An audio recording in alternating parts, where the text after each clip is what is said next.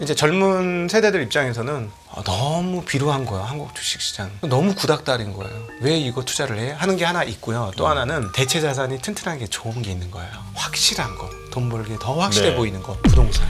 삼성전자는 놀아도 돈 버는 상황으로 지금 접어들었어요. 왜 그렇게 삼성전자 팔겠어요?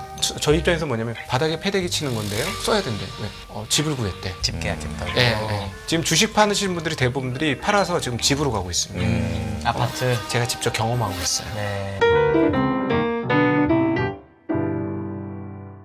투자하는 사람들의 입장에서 고평가인지 여부는 일단 확인해 놓고 투자를 하자라는 개념으로 오늘 이 얘기를 가지고 왔는데요. 네. 지금 현재 그 미국 주식시장이 얼마냐? 지난 한 6월 기준으로 대략 한 58조가 넘습니다. 58조 달러. 어마무시합니다. 자, 그러면은 이게 비싼 거냐 안 비싼 거냐 도대체 어떻게 알아요? 그럼 각 국가별 경제 체력은 뭘로 알 수 있을까요? 그건 저는 일단 가장 척도가 되는 것 중에 하나는 GDP라고 생각을 합니다. 네. 그래서 여기 이제 버핏 지수라는 게 여기서 또 출발하죠. GDP 대비 시가총액이 어느 정도 수준 되느냐. 자, 미국의 GDP가 얼마냐? 27조 달러 정도 수준입니다. 자, 그러니까 58조가 넘는 시가총액이면 미국 시가총액이 GDP 대비 2.17배예요. 네. 네. 낮진 않아요. 2배니까. 한국은 한 1배쯤 됩니다. 거래소 시장은 한 2,300, 그 다음 코스닥 한 400조. 그렇게 되니까 합산해서 한 2,700조 수준인데 현재 우리나라 명목 GDP가 전년도 2,400조예요. 그러니까 1배가 조금 넘어요. 네. 사실을 그래서 그렇게 따져보면 제가 여기 나와서 한국 주식 쌉니다 하지만 안 쌉니다. 냉정하게 따지면 안 싸요. 그게 또 어디서 드러나냐? 코스닥에서 드러납니다. 코스닥 PER 배수 몇 배? 100배.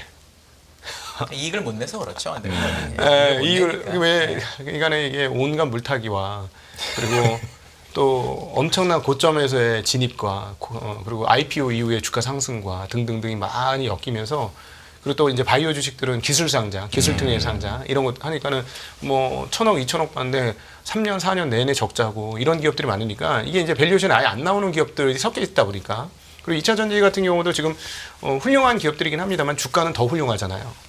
그러니까 이익 대비 주가는 너무나 훌륭하고 그러니까 이제 이게 PER 배수를 올려주는 개념이에요. 그러니까 사실 뭐 코스닥 말도 안 되게 세계적으로 가장 비싼 시장 중에 하나가 지금 코스닥인 거고 한국 전체로 따지면 GDP 대비 1배가 넘기 때문에 싸지 않은 시장이다. 냉정하게는 그렇게 네. 말씀드릴 수 있습니다. 자, 근데 그러면 어디까지 가면 문제가 되느냐? 그래서 한번 제가 한번 뒤져봤어요.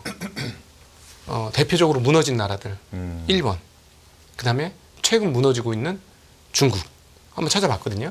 근데 이제 정확한 데이터가 많지는 않습니다. 그래서 이제 이거는 제가 이제 경제학자도 아니고 뭐 박사도 아니고 그냥 현장에 있는 사람으로서 한번 추정을 해보자 해서 한 거니까 그 데이터가 완벽하지는 않습니다. 예, 그건 좀 이해를 해주시고요. 네. 1번이 이제 버블로 무너진 게 1990년, 91년이에요. 그때 보면 90년에 일본 주식 시가총액이 얼마냐면 2.9조 달러였습니다. 근데 그 당시에 그 미국의 시가총액이 얼마냐면 3.1조 달러예요. 와, 지금 58조인데 어마무시하게 성장했죠. 예. 네. 그러니까 미국 경제가 그렇게 많이 성장했다라는 거고요. 그다음에 이제 그때 이제 일본 주식시장이 전 세계에서 한 31% 정도 비중을 차지 어마무시한 나라였어요. 네네. 1990년에. 근데 이때 저 명목 GDP가 얼마였느냐? 3조 500달러가 안 됐습니다. 약 3조 500달러 정도. 근데 2.9조 달러. 그러니까 거의 1배가 꽉 찼죠. 근데 이때부터 무너지기 시작했어요. 그러니까 말이 안 되잖아요. GDP의 1배가 안 됐는데 왜 일본은 버블이 터졌느냐. 분명히 버블 맞잖아요. 지금 와서 보면.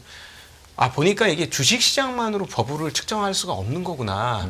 공부를 해보니까 그렇게 깨달음이 났어요. 지금 미국이 왜 사실 법비수가 높냐면 미국은 상장된 기업이 다른 기업보다 가치가 훨씬 크고 그리고 미국에 있는 기업들은 외국에서 매출을 많이 일으키는데 이 그쵸. 매출을 GDP에 안 잡혀요. 외국에서 나는 거는. 그래서 사실 법비 지수가 100이 넘으면 비싸다고 한 게 몇 년 전부터인데 네, 맞아요. 그걸 계속 가는 게 그래서 그런 거죠. 일본은 얘기하신 대로 이제 긴자가 평당 20억 얘기 나와야 될 것 같은데요. 그때? 그러니까 1990년대와 차이가 나는 게 뭐냐면 지금 바로 말씀하신 그 부분인데 지금 2000년 이후에 등장한 기업들은 세계적인 기업, 우리가 뭐 애플 쓰고 안드로이드 쓰고 네네. 뭐 다 구글하고 애플 돈 벌어주는 일이잖아요. 그러니까 이게 시장이 완전히 세계화된 거예요.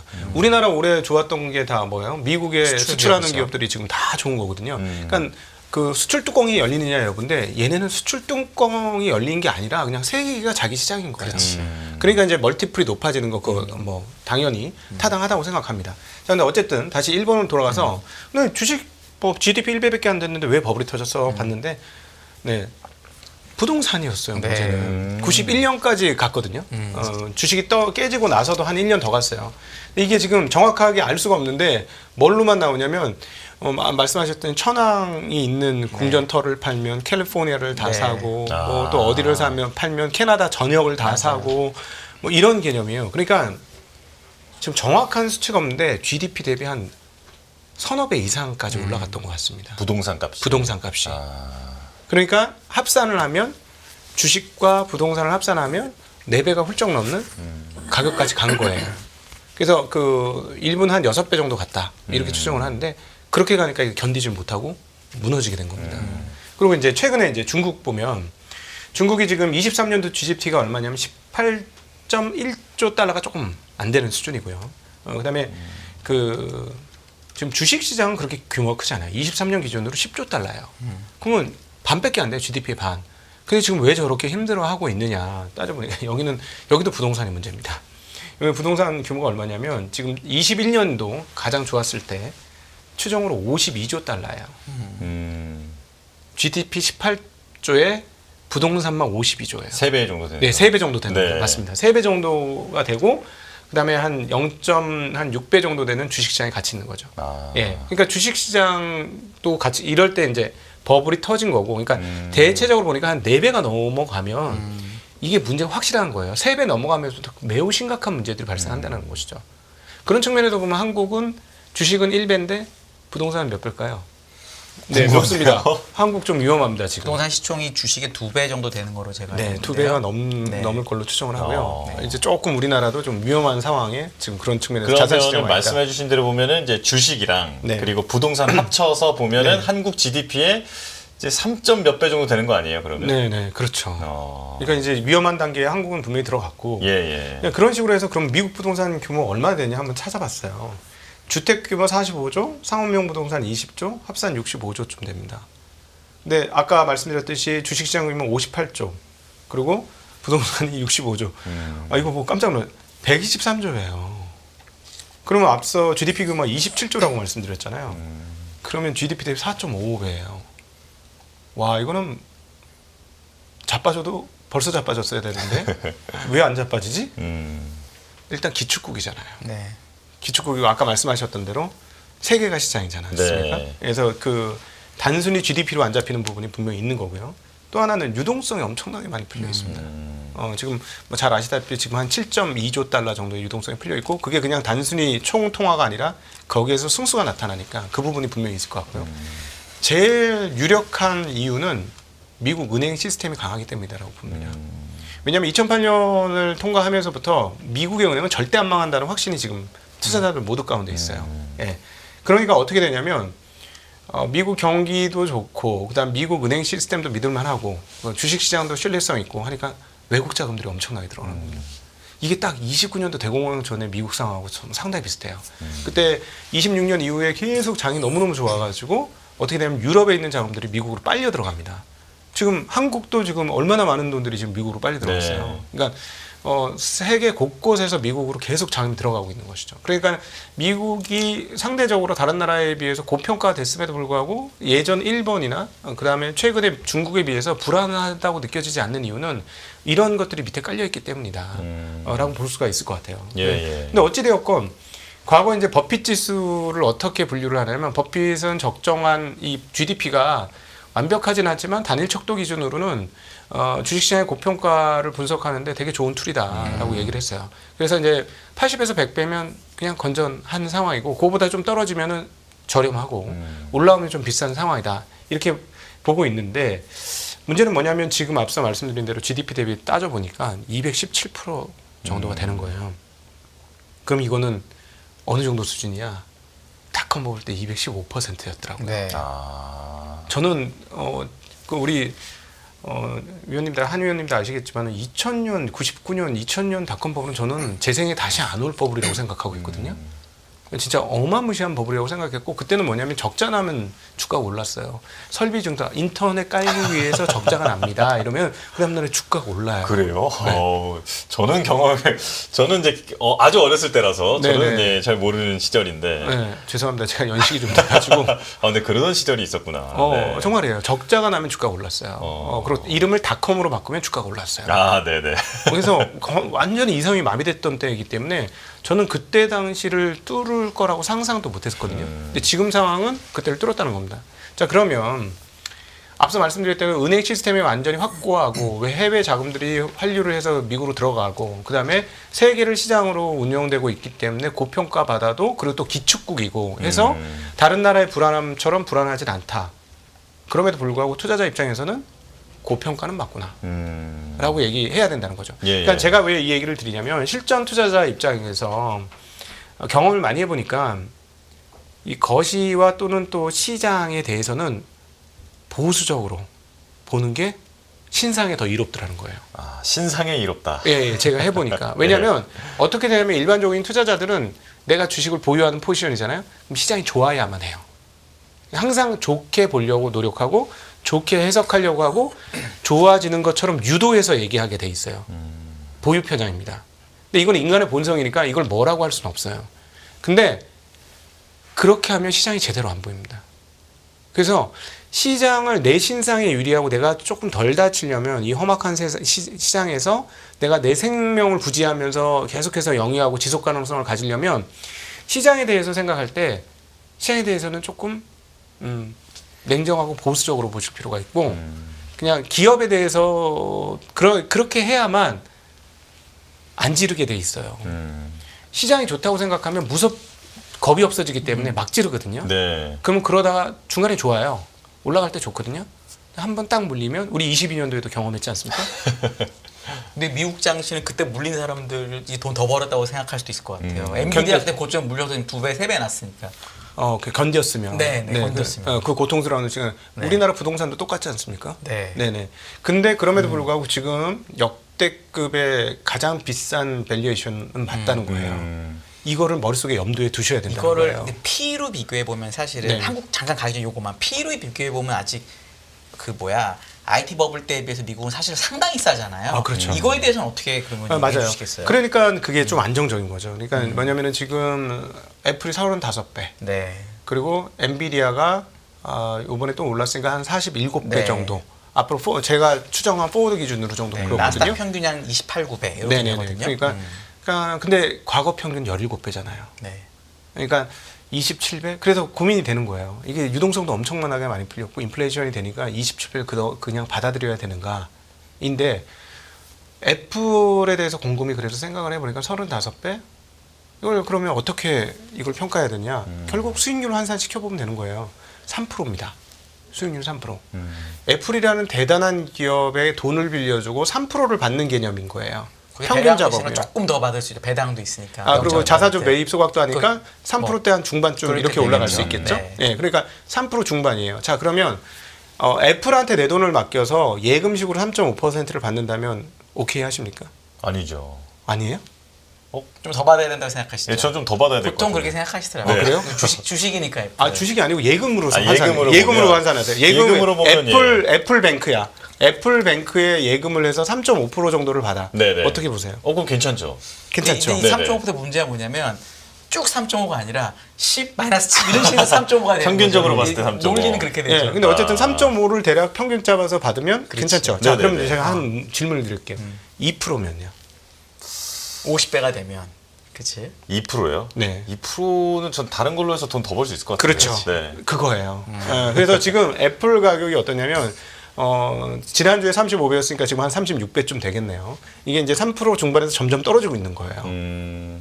매력은 점점 떨어지고 있다. 예를 들자면 애플 기준으로 뭐 한 28배면 뭐 한 4% 가까이 되는 거 아니에요? 자사주 매입 소각까지 하면 어떠세요? 애플 은행에 돈을 맡겼는데 4% 돈을 맡기시겠어요?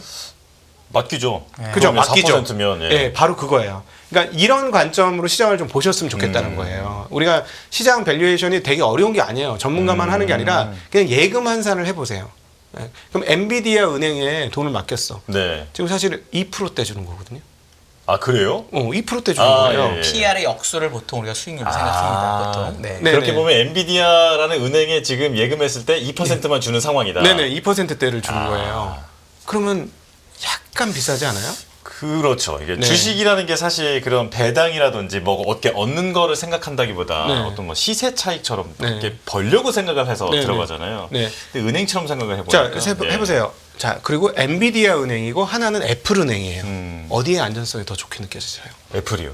네. 네. 그런 느낌이죠. 그래서 네네. 그걸 예금 환산으로 해서 계산을 해보시면 투자할 때 그 느낌을 가지시면 굉장히 많이 실전적으로 도움이 될 겁니다. 그래서 신상에 이롭다. 그럼요. 신상이 이롭죠. 그래서 저는 드리고 싶은 말은 뭐냐면은 못 먹어도 안 깨지면 기회가 와요. 예, 못 먹어도 안 깨지면 기회가 옵니다. 제가 뭐 그 자랑이 아니고 얼마 안 되는 돈을 친인척에 한번 맡겼어요. 저기 그 뭐야 저 애들 반지값. 네네. 그래서 저도 아무 생각 없이 그냥 대충 해줬어요. 대충. 물리면 안 팔고 먹으면 팔고 가끔씩 운 좋으면 한 1년에 한 2-3번 먹고 안 좋으면 한 2-3년에 한 번 먹고 네. 정말 거의 아무것도 안 했어요. 예. 그렇게 했는데 한 10년 지나니까 계좌가 10배가 됐더라고요. 오. 큰 돈이 아니니까 예, 예. 네, 집중 투자를 한 거예요. 뭐 돈을 다 쪼갤 수준이 아니었기 때문에 딱 한 음. 종목씩만 한 거예요. 여기서 얻을 수 있는 대목은 뭐냐면 크게 안 먹어도 조금씩만 먹어도 안 잃으면 돈이 분다. 그리고 이제 사실은 돈을 제대로 벌려면 약간 집중 투자를 해야 되는데 그거는 이제 조금 난도가 있으니까 그것까지 네. 말씀 안 드리는데 그렇게 되더라는 거예요. 그러니까 우리 주식이 지금 잘 안 되는데 어떻게 네. 하면 잘 될까? 그 두 번째 주제가 왜 안 되냐, 이제 앞으로 잘 될 거냐, 시간얼마 없지만. 사실 지금 네. 이거 따져보면 정말 너무나 속상한데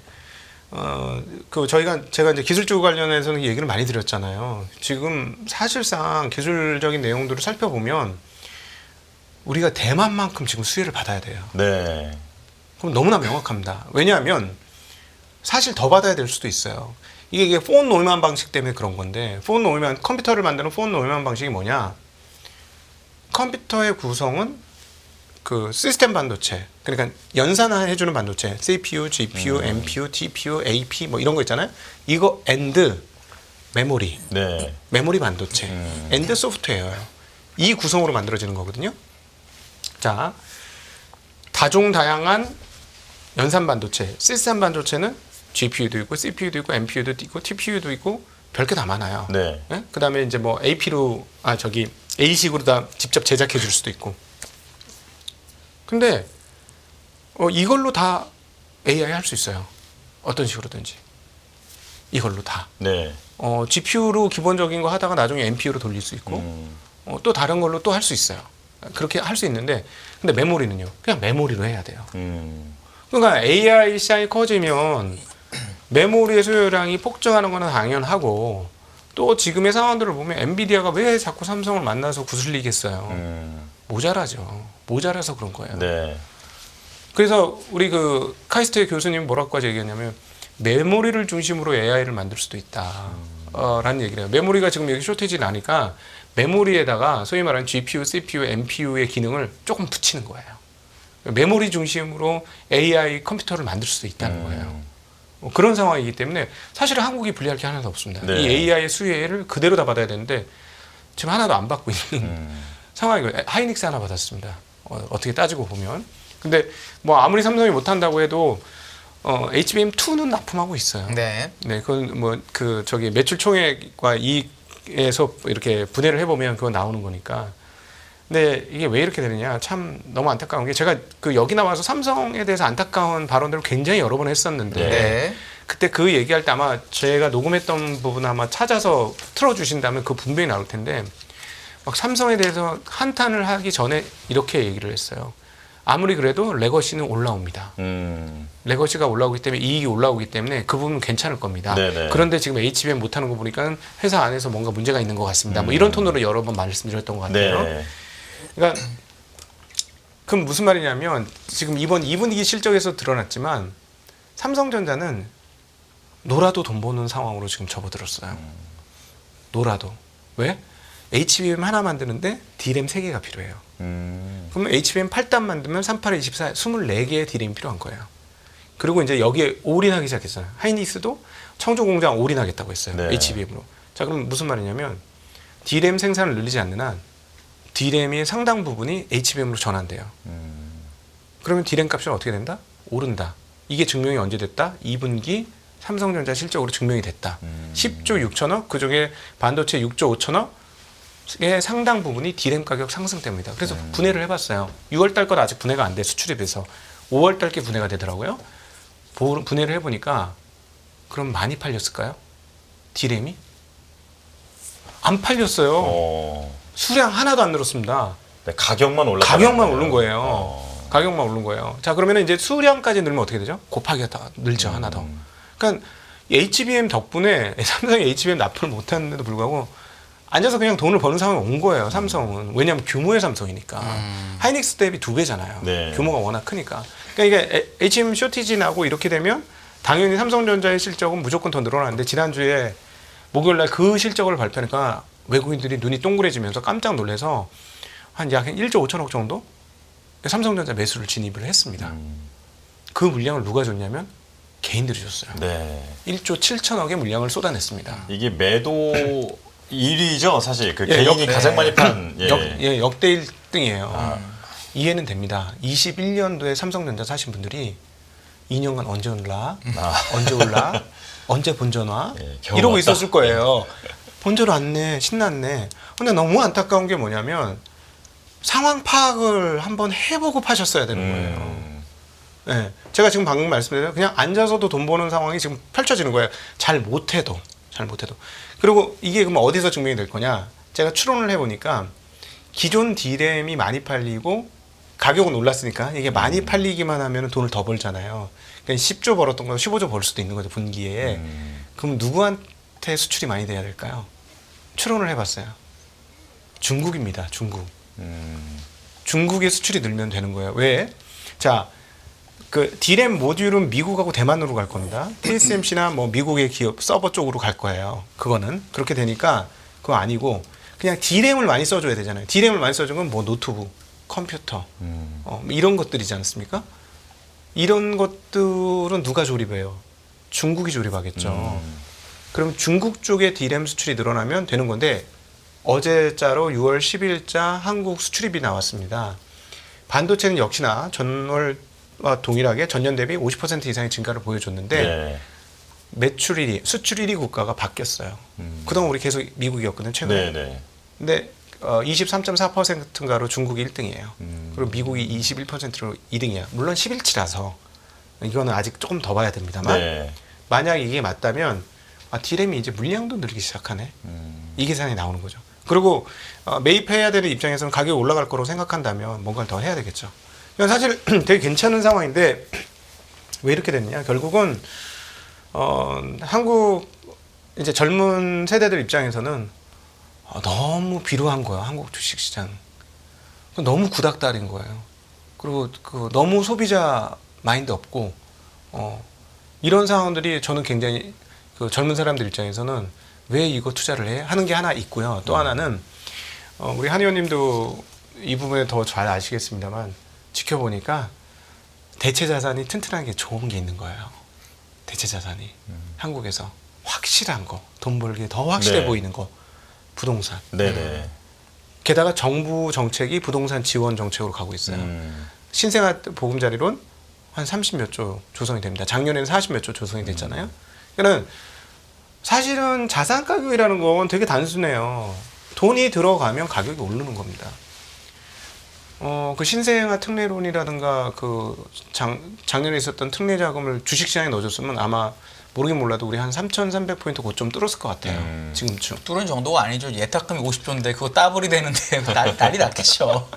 제가 4,000포인트 네. 얘기하려다가 그렇게 뭐 이렇게 그러면 좀 마바라 같아가지고 두 배가 되는데요, 예탁금이. 네, 그 정도 쓰셔도 돼요. 예, 정말 그렇게 되는데, 그러니까는 이게 참 그동안에 거의 견뎠던 사람들에게는 불패의 자산인 부동산 우리나라. 자산에 돈을 정부 정책적으로 더 넣어준 상황이 되니까 그 시장이 훨씬 좋아 보이는 거죠. 네. 그러니까 지금 한국의 시장이 구조적으로 안 되는 그런 중요한 이유 중에 하나가 거기에 또 있다고 봅니다. 그래서 부동산 시장이 오히려 올해 연초에 주식시장 좀 좋았잖아요. 그때 부동산이 별로 안 좋았어요. 네. 이게 트레이드 오프 관계입니다. 네네네. 좀 보시면. 그래서 이제 부동산이 다 올라가고 쉴 때가 되면 그때 되면 사람들이 여유자금 가지고 또 이쪽으로 좀 돌아올 수는 있는데 그렇지 않고서는 뭐 계속 이렇게 지금 왜 그렇게 삼성전자 팔겠어요? 집 사야죠. 네. 제가 현장에서 많이 보고 있는데요. 지금 주식 파시는 분들이 대부분들이 팔아서 지금 집으로 가고 있습니다. 아파트. 제가 직접 경험하고 있어요. 네. 현금화 하시겠대요. 네. 저희 입장에서 뭐냐면 바닥에 패대기 치는 건데요. 물론 몇 년 했으니까 수익은 나 있죠. 네네. 물론 최근 제가 6개월은 수익이 아주 바닥을 기었습니다. 그래서 지금 바닥에 패대기 치시는 건데요. 써야 된대. 왜? 집을 구했대. 집 계약했다고. 예. 그게 정말로 많이 지금 전화가 많이 오고 있어요. 네. 요즘에 뭐 부동산 가격이 뭐 올라간다 이런 여러 가지 이제 보도들도 나오고 있는데 약간 네. 뭐 후행적인 얘기일 수 있겠습니다만 네, 네. 현장에서 그런 것도 느끼고 계시다. 네. 자, 이렇게 말씀을 해 주셨고요. 시간이 다 돼서 이제 여기서 인사를 드려야 될 것 같습니다. 자, 곽상준 신한투자증권 광화문 금융센터 부장 각도기님과 함께했습니다. 고맙습니다. 네, 감사합니다. 안녕하세요. 이승입니다. 더 많은 영상을 보고 싶으신 분들은 화면 오른쪽에 있는 구독 버튼을 눌러주시기 바랍니다. 그리고 영상을 보시면서 좋아요는 필수인 거 아시죠? 항상 인포맥스 라이브를 사랑해주셔서 감사합니다.